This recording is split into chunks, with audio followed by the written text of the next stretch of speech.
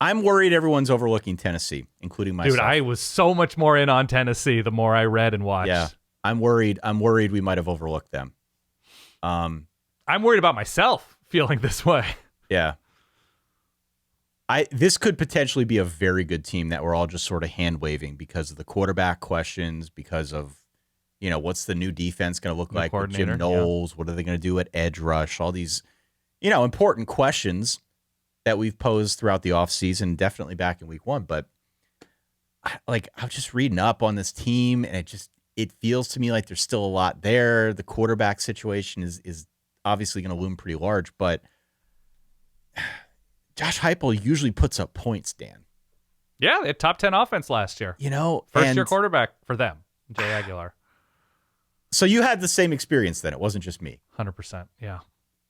What was it that you were detecting here that was maybe hitting the nerve more than most? I mean, it's the fewer questions than I anticipated thing. Yeah. That I think they did well enough in the portal. I think they have enough weapons, whoever they settle on at quarterback, even if it's a freshman, and I hate falling in love with a freshman at quarterback.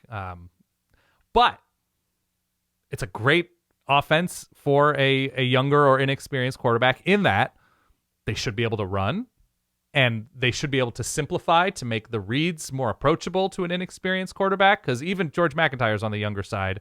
They're both big, which I can appreciate. Really that big guys. They'll be able to see over the line. Like, little things that they'll be able to absorb hits, and obviously Faizon Brandon more athletic and might be able to offer more in terms of options at quarterback than George McIntyre. But Tennessee's starting point is more impressive than I thought. I think there's a lot to like about the new guys that they've brought in on defense. I don't love that Arian Carter's out the first couple weeks for kind of a garbage reason that, it was, accepting money for a flight from an agent when he thought he was going to the NFL, paid back the money, but the NCAA was still like, you're going to sit out. So we'll see wherever that lands. But by and large, and I know this is Tennessee, I know that there's a chaotic element to Tennessee football. By and large, I'm saying, yeah, I think I can marry this stripper. I think our vibes, I think we can make it work. I know what she does for a living, Ty. We've discussed this, but I can make it work. Only you. This is what I have written down for Tennessee. Marry the stripper. Marry the stripper. Well, they need to finish games, right? That was an issue last season. You look at the Oklahoma game. You look at the Georgia game, especially a heartbreaker for Vols. I have the outlook. I have pieces around the quarterback should be strong. I like where their offensive line is, and they've shuffled things around. They lost their left tackle, but they've got a left tackle of the future. Might be a top 10 line, man. It might be a top 10 line, and they've got DeSean Bishop back, who almost went for 1,100 yards at 16 touchdowns. So, he's also good in protection. He's also good out of the backfield. Sort of like He'll be a complete pack this year. Very underrated back. If you have a guy like that behind a line like this, you're already in a pretty good starting point, even if the quarterback you're trotting out there has 0 career starts. That's an okay situation to be in.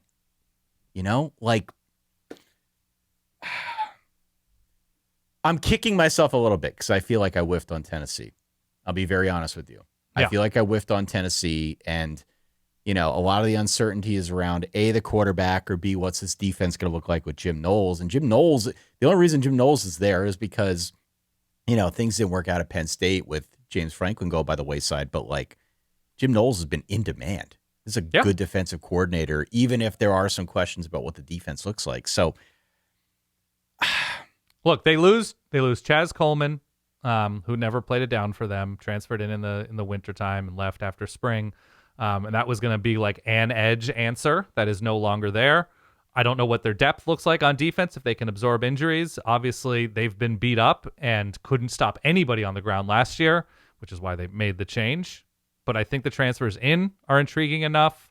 They looked at Penn State, obviously, to help fortify the depth there, coming with Jim Knowles. I think it was Amari Campbell is the other linebacker with Arian Carter, and was it Xavier?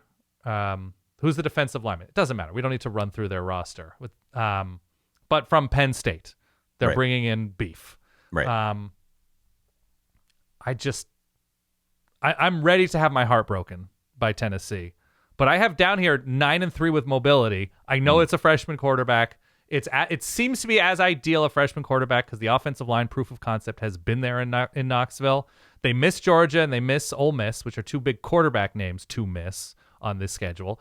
And their home road splits, obviously everybody in the SEC plays a pretty difficult schedule.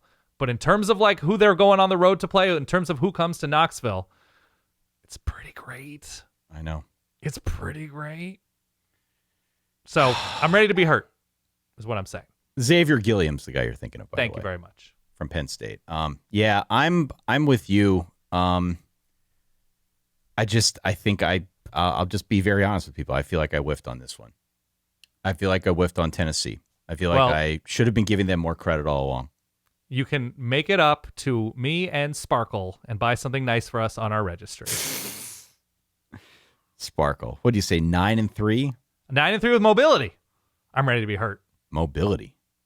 Good right. Lord. Like if they're able to finish off a game against somebody huge in a way that they weren't able to last year, if whoever is at quarterback not immediately pops, but is put into a position where he doesn't have to do too much and you hide the weakness and enhance the strengths. Wow. I don't know, man. I feel about Tennessee the way I think you feel about Florida. I could be convinced. I would say 8 or 9 wins. Okay. I'm kicking myself. 9 gets you the edge of the playoff, depending on which 9 they are. I know.